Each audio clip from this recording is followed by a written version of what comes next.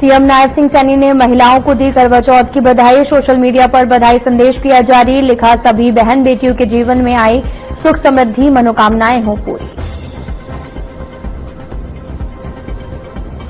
CM Nayab Singh Saini से मिले जूसू अध्यक्ष आर्यन मान।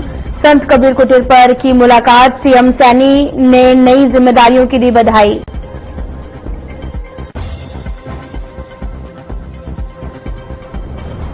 अजय सिंह चौटाला का सरकार पर वार। कहा, प्रदेश में कानून नाम की कोई चीज नहीं, जनता ट्रस्ट और सरकार मस्त।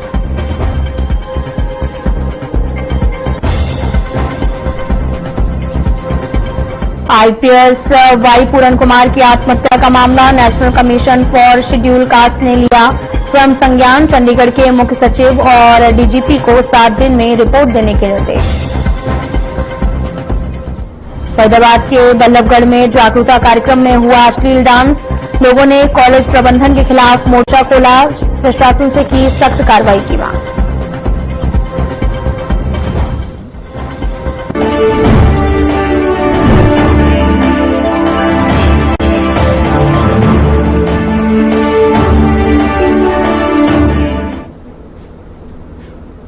नमस्कार, मैं हूं आपके साथ अंकिता पाल। बुलेटिन की शुरुआत करते हैं। हरियाणा के मुख्यमंत्री नायब सिंह सैनी ने करवा चौथ के पावन अवसर पर नारी शक्ति को हार्दिक बधाई और शुभकामनाएं देते हुए अपने एक्स हैंडल पर पोस्ट कर लिखा कि मां भगवती से प्रार्थना है कि सभी बहन बेटियों के जीवन में सुख समृद्धि और संपन्नता बनी रहे, उनकी सभी मनोकामनाएं पूरी हों।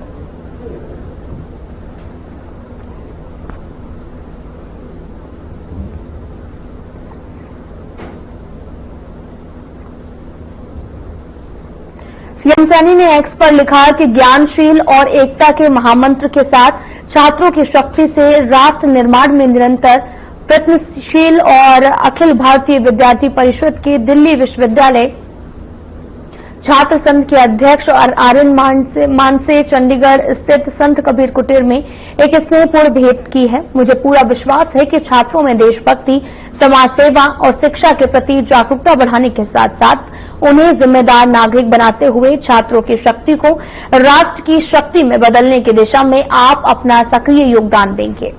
छात्र संघ चुनावों में मिली शानदार जीत पर बहुत बहुत बधाई।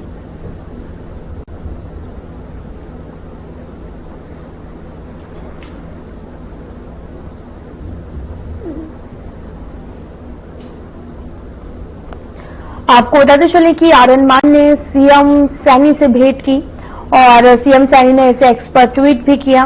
कहा कि आर्यन मान ने कहा कि सोशल मीडिया पर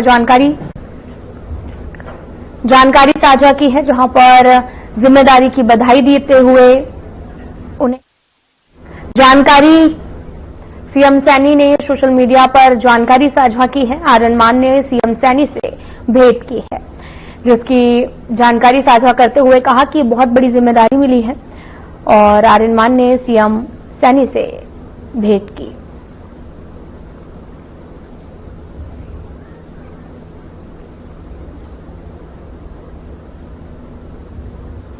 चरखी दादरी जननायक जनता पार्टी ने जाट धर्मशाला में एक भव्य जिला स्तरीय कार्यकर्ता सम्मेलन का आयोजन किया, जहां इस दौरान कार्यक्रम में पार्टी के संरक्षक डॉक्टर अजय सिंह चौटाला और पूर्व उप मुख्यमंत्री दुष्यंत चौटाला ने मुख्य अतिथि के रूप में शिरकत की है और मौजूदा बीजेपी सरकार पर जमकर निशाना साधा। तो वहीं कार्यक्रम में अजय चौटाला ने अपने संबोधन में प्रदेश सरकार की कानून व्यवस्था पर जमकर हमला बोलते हुए कहा कि कानून नाम की कोई चीज नहीं है और जनता त्रस्त है और सीएम मस्त है।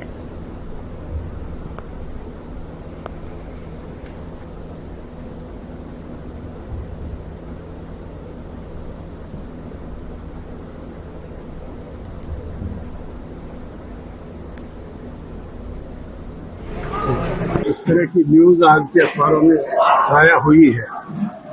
उन्होंने मजबूर होकर के ऐसा कदम उठाया है। सरकार का फर्ज और दायित्व बनता है कि उसकी निष्पक्ष जांच हो और उच्च स्तर पर जांच हो।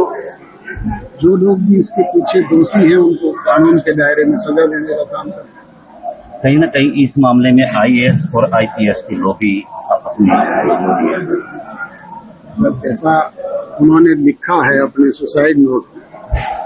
मैं तो यही कह रहा हूं कि उसकी निष्पक्ष जांच हो और जो भी दोषी है, चाहे कोई लोग हैं, उनको कानून के दायरे में सजा।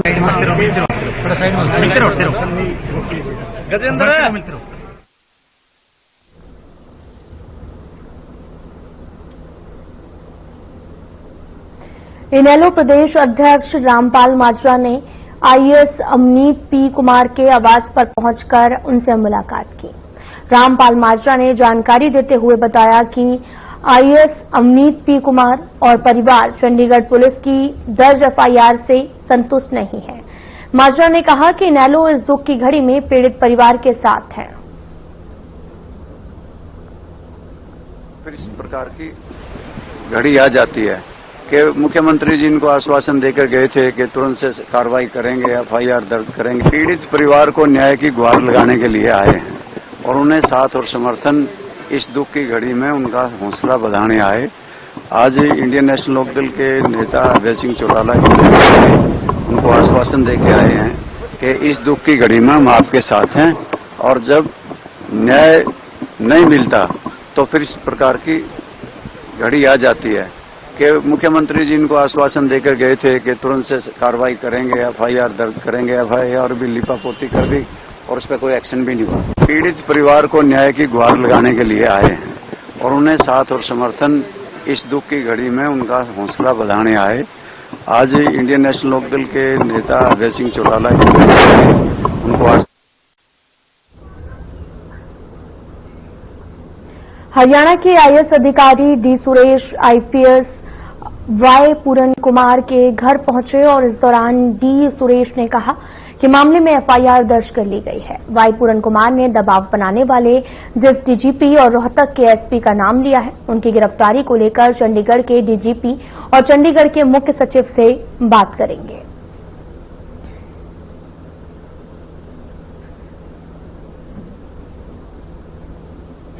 Immediately of the DGP and SP. Baba Sahib Ambedkar, who is the architect, chief architect of the Constitution, and who gave constitutional rights and protections to Dalits. Those are not being given to Dalits, and this is not a political thing.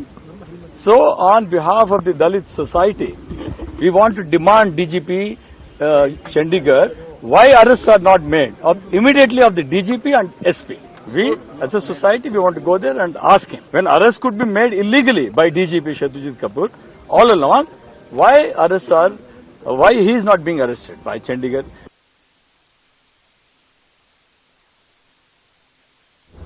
Chandigarh में IPS अधिकारी Y पूरन कुमार की आत्महत्या के मामले ने तूड़ पकड़ लिया है।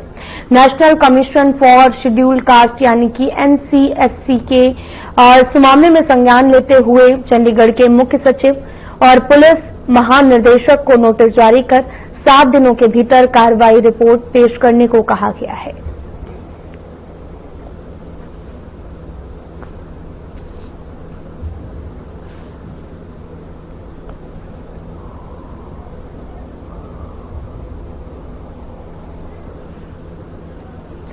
आपको बताते चलें कि चंडीगढ़ के सीएस और डीजीपी को नोटिस भेजा गया है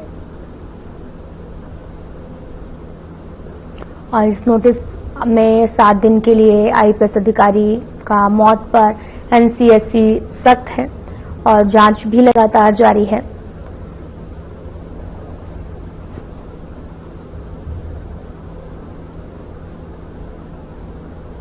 सीएस और डीजीपी को नोटिस भेजा गया है।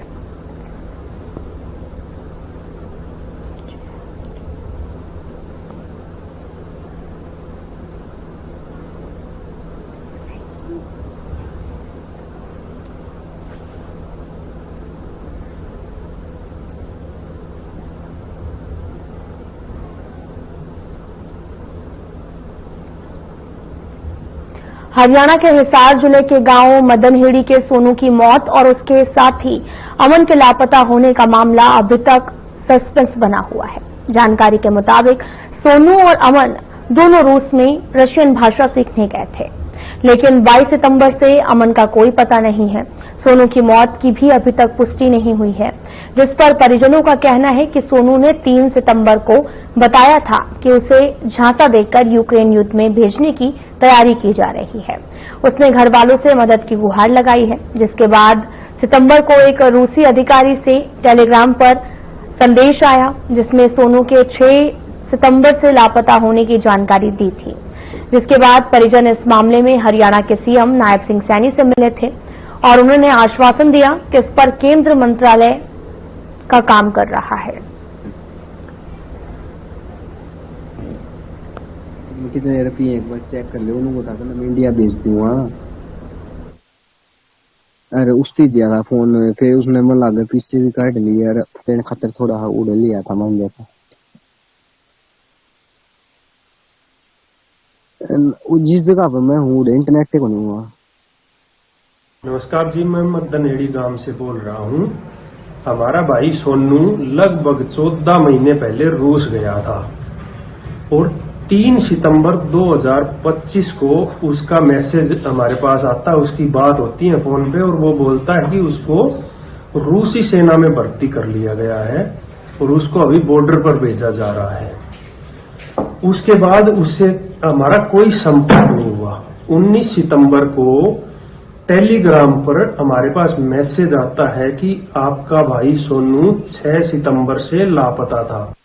नमस्कार जी, मैं आशीष, गांव मदनेड़ी, जिला हिसार से। मेरा भाई अमन 18 जून 2024 को रसिया गया था रशियन लैंग्वेज सीखने के लिए। 1 साल बाद जब उसका वीजा पूरा होने को आया तो उसको किसी ने वहां पर लालच दिया कि मैं तेरा वीजा भी बढ़वा दूंगा और तुझे सिक्योरिटी गार्ड की नौकरी दिलवा दूंगा, जिसकी तनख्वाह उसने 2 से 2.5 लाख के बीच में बताई। अमन उसकी बातों में आ गया और उसके साथ जाने के लिए हाँ भर ली। उस टाइम पर उन्होंने उसे बोला कि हम तुझे वापस नहीं जाने देंगे, तूने कॉन्ट्रैक्ट साइन किया है। अमन उस टाइम उनके दबाव में आकर वहाँ फंस गया, जिसके बावजूद बहुत से लोगों ही जाने जा रही हैं। मैं यहाँ बहुत खतरे में हूँ, मुझे कैसे भी कर भारत सरकार के द्वारा इंडिया वापस लाया जाए। उसके बाद मेरे घर के और मैं भी बहुत परेशान हूँ। खतर थोड़ा उड़ लिया था मान गया था।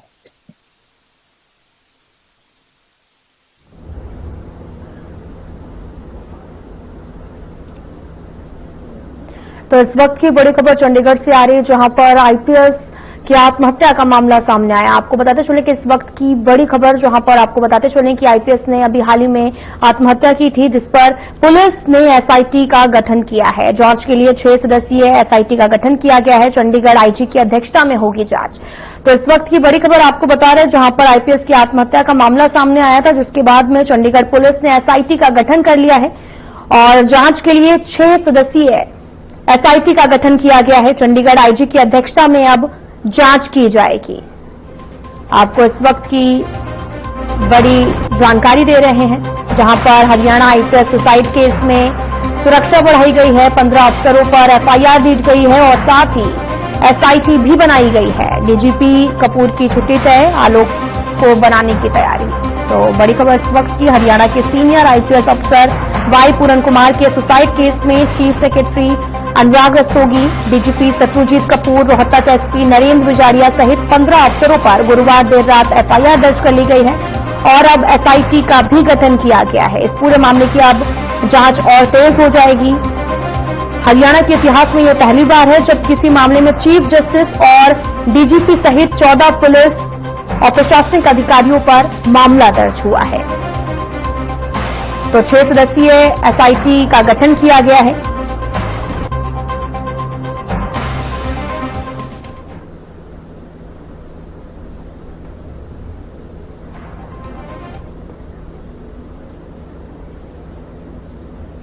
फिलहाल यहां रुकते हैं एक छोटे से ब्रेक के लिए।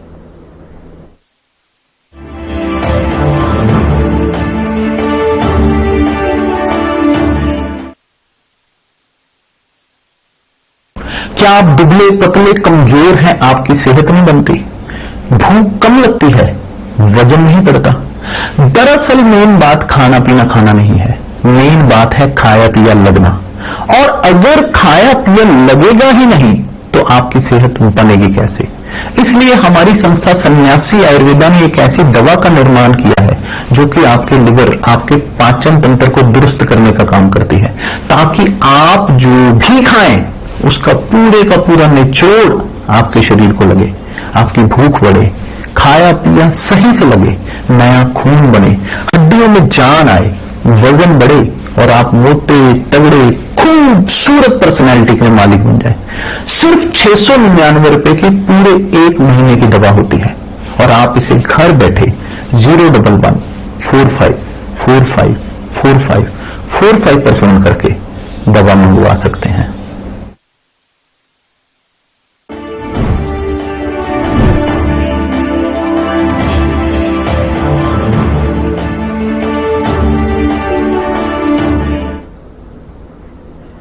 ब्रेक के बाद स्वागत है आप सभी का। रुख करते हैं खबरों की तरफ। बल्लभगढ़ के अग्रवाल कॉलेज में जागरूकता कार्यक्रम के दौरान हुए अश्लील डांस को लेकर लोगों में नाराजगी है। इस घटना के बाद में इलाके के अभिभावक और सामाजिक संगठनों ने कॉलेज प्रबंधन के खिलाफ सख्त कार्रवाई की मांग की है। लोगों का कहना है कि कॉलेज जैसे शिक्षा के मंदिर में इस तरह के कार्यक्रम होना गलत है। उनकी बेटियां और बहनें यहां पर पढ़ती हैं और इस तरह का डांस बच्चों पर गलत असर डालता है।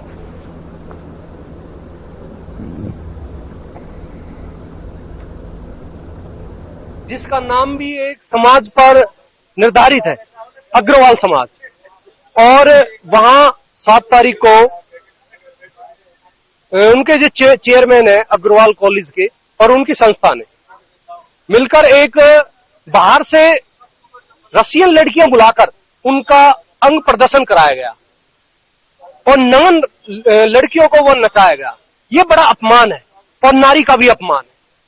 और ये राजा नाहर सिंह की नगरी है।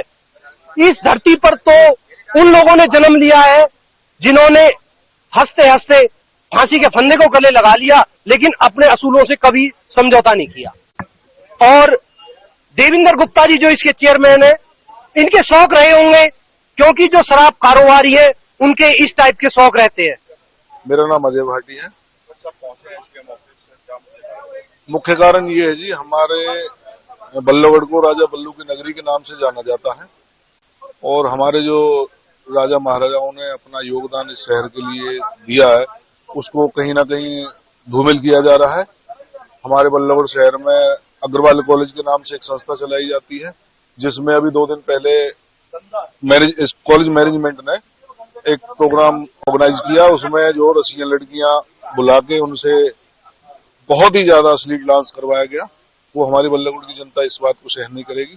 उसी के विरोध में हम जो एसडीएम साहब को ज्ञापन देने यहाँ पे इकट्ठे हो रहे हैं और एसडीएम साहब से हम गुहार लगाएंगे कि भाई इस पे हमें निष्पक्ष जांच कराई जाए और जांच करा के जो इसमें दोषी पाए जाते हैं लोग, उनको सख्त से सख्त सजा मिले। प्रदूषण को रोकने के लिए प्रदूषण नियंत्रण बोर्ड अब सख्त हो गया है। प्रदूषण नियंत्रण बोर्ड अब पूरी तरीके से एक्शन मोड में है। विभाग अब तक 100 से अधिक फैक्ट्रियों पर छापेमारी कर चुका है। सिंगल यूज प्लास्टिक के इस्तेमाल पर नकेल कसने की मुहिम जारी है। प्रदूषण नियंत्रण बोर्ड के क्षेत्रीय अधिकारी शैलेंद्र अरोड़ा ने बताया कि विभाग की टीमें लगातार चेकिंग अभियान चला रही हैं। उन्होंने लोगों से सिंगल यूज प्लास्टिक का इस्तेमाल बंद करने, उसकी जगह जूट या कपड़े के बैग अपनाने की अपील की, ताकि वातावरण प्रदूषण से मुक्त रह सके।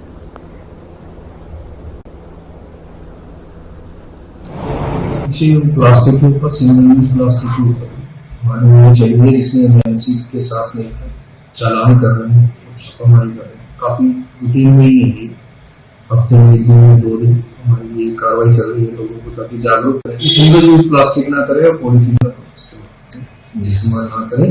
केवल कपड़े को जूट के फैले, जगह जगह बैनर भी, फ्लैक्स भी लगा रहे हैं, होर्डिंग्स लगा रहे हैं ताकि पब्लिक जागरूक हो। इसके अलावा जो इलीगल इंडस्ट्रीज है उनके ऊपर हमारी कार्रवाई चल रही है। आज भी हमारे एसपी कुछ भी गए हैं इसको चेक करने के लिए और उनके ऊपर कार्रवाई करने के लिए। ये अभियान द्वारा लगातार चल रहा है, जिसमें जो प्लास्टिक का कूड़ा बनाती है, प्लास्टिक को जलाती है, प्लास्टिक को धोती है, इलीगल डाइंग या वॉशिंग की इस तरह की नीतियों पर।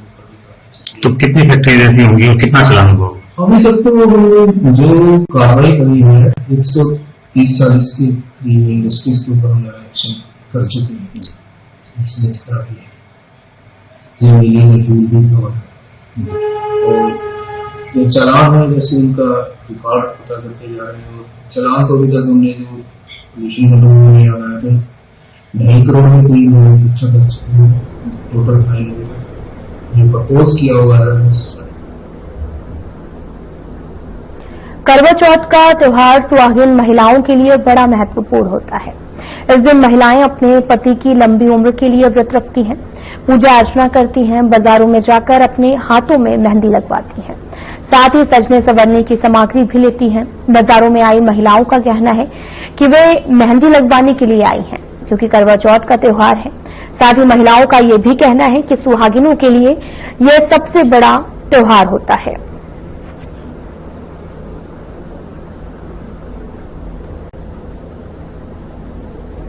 अंजलि है। करवा चौथ त्योहार बहुत पवित्र त्योहार है। ये त्योहार अपने पति की लंबी उम्र के लिए रखा जाता है। इसको सभी औरतें अपने पति की लंबी उम्र के लिए रखती हैं। आज के दिन ही सब लोग मेहंदी लगवा रहे हैं। आप लोग देख सकते हो कैसे लगवा रहे हैं। बाकी कल इसका जो त्योहार है वो कल मनाया जाएगा। धन्यवाद। करवा चौथ का व्रत है, इसलिए मैं अपने पति के लिए अपने हाथों में मेहंदी लगाने के लिए आई हूँ। भैया ने बहुत अच्छी मेहंदी लगाई है। क्या मानते हैं कि हर बार की तरह इस बार करवा चौथ का त्योहार कैसा रहने वाला है? हर बार की तरह करवा चौथ का त्योहार इस बार भी बहुत अच्छा रहने वाला है, क्योंकि करवा चौथ तो वैसे ही सुहागिनों का त्योहार होता है और ये तो वैसे ही सबके लिए पति की लंबी आयु के लिए व्रत किया जाता है, इसलिए त्योहार हमेशा अच्छा ही रहता है।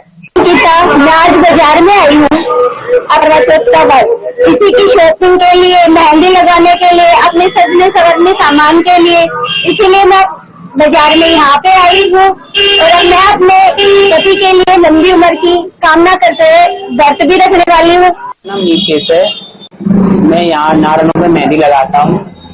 सुबह से भीड़ लगी हुई है। वीडियो का 300 रुपये से स्टार्टिंग है मेहंदी। और कितने रुपए तक आप मेहंदी लगा? जी डिजाइन के ऊपर है, जैसी लेडीज कोई मेहंदी लगवा सके, 500 वाली, 600 वाली, लेडीज पे डिपेंड करता है वो। अगर एक बार काम की बात करें तो काम कैसा है? काम अब की बार अच्छा है। करवा चौथ पर फरीदाबाद के बाजारों में जबरदस्त रौनक देखने को मिली है। महिलाएं सज धज कर करवे, दिए, साड़ियां और मेहंदी खरीदती नजर आई। दुकानदारों ने बताया कि इस बार बिक्री में इजाफा हुआ है, खासकर हाथ से बने परंपरागत सामान की ज्यादा मांग रही। भीड़ इतनी थी कि लोगों को चलने में भी दिक्कत हुई। मेहंदी कलाकारों के पास महिलाओं की लंबी कतारें लगी रही। करवा चौथ के बाद अब बाजारों में दिवाली की तैयारियां भी शुरू हो गई हैं।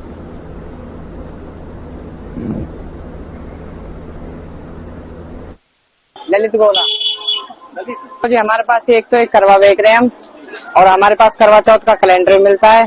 ये देखो, ये देखो, हमारे पास कैलेंडर 10 रुपए का है। ये बड़ा करवा 50 का है, छोटा 40 का है। किस तरीके से दुकानदारी हो रही है? अब की बार जो त्योहार हल्के हैं थोड़ा सा, और हमारे पास ये चांद को देखने वाली चलनी मिल जाती है। की बार बारिश की वजह से काम हल्का है थोड़ा सा हमारा।